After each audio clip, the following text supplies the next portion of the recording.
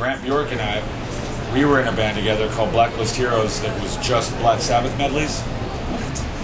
Like, did you guys ever record any of this? yeah, we did. I think I'll show you some on. We'll go to the bus right now. I'll show you some. We would do 25-minute Black Sabbath medleys, and we actually went on tour with fucking Sacker and Trust. And we would do a 50-minute set of 2 songs that were just our favorite Black Sabbath parts, drums and bass only. Wow. It was first called Live at Last, and then it was called Blacklist Heroes. Wow. And there's none of that out right now. I don't think you could. We were going to do something with Man's Ruin, and then it didn't happen for whatever reason. Mostly because Frank Kozik got deeply in debt to the Hells Angels and had to split and paid them back by selling artwork to the Japanese he hadn't made. That's what happened with the whole... That's what happened with Man's Ruin. So he had to disappear from the country for a while. That's how that shit goes. So when Josh unloaded every piece of merchandise out of the warehouse, it was because he was getting paid. Yeah. God, those Man Ruins releases are some of the best. And when the day the first Danzig album came out, it was in November, Tuesday, I think it was the first Tuesday of November, 1988. Wow. I was in the record alley, taking a break from my job at the ice rink to buy it. And Chris Cockrell, Josh, and John, and Mike Oster were all in the record alley, and they were behind me in the line to get it. So I actually got the album before them. Wow. And I remember that Katzenjammer was just Danzig by Kids. And you can hear it. There's no fucking denying it.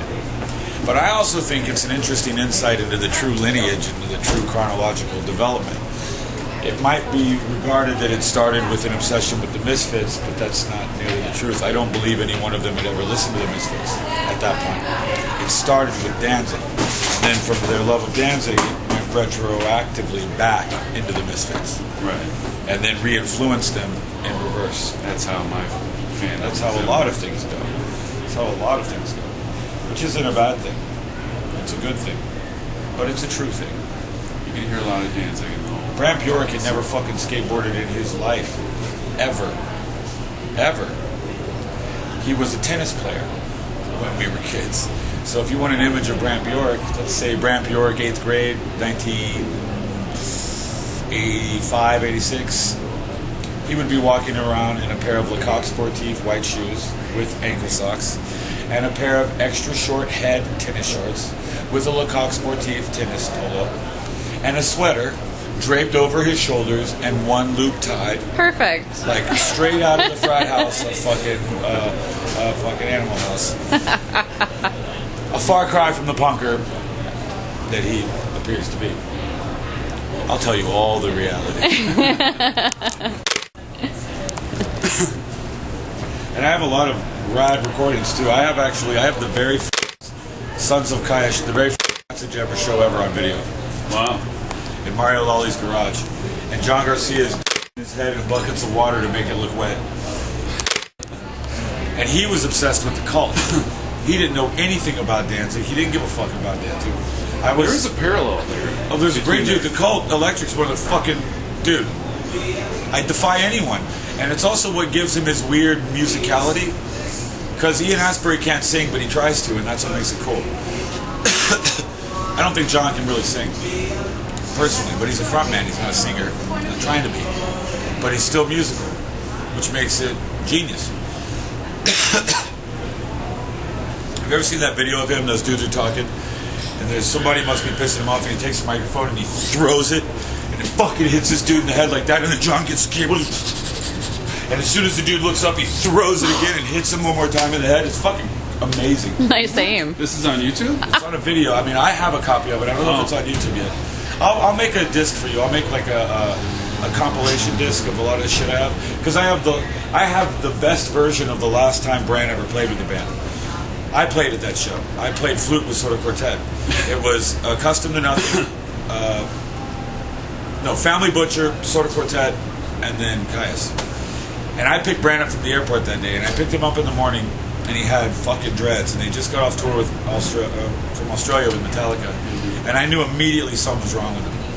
I could just tell immediately that he was weird. He was just like in a daze. He seemed really distraught. Like, but he wouldn't talk about it. Thank you. And we went to my friend Bailey's house, and we got high.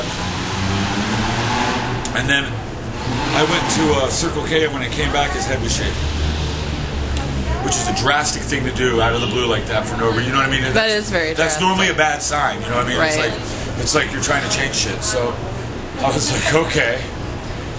And then I took him. We drove to the show, and when a